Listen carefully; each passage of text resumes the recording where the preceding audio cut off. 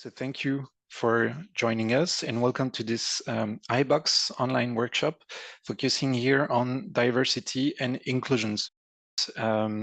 We will propose you here 3 modules of 2 hours each. We have different layers and some of those layers are beyond visible and cannot be immediately identified. So when we mention diversity, when we mention inclusion, so have some sort of basics and to build upon it with also with your own experiences. We evaluate the students from different member schools in our network, coming from different countries.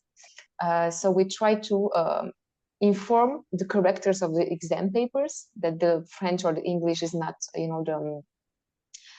their mother tongue, and not discriminate the students based on the use of the language, because it's the professional skills they are being evaluated.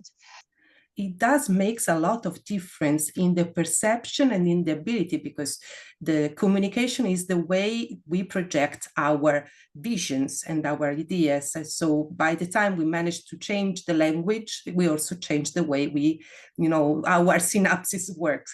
I think we are mainly education professionals from the education sectors today. And I think it's really important not only to train ourselves or to integrate this topics and values in our own work, but also to try to pass on, I would say. I hope that I'll see you next Wednesday then.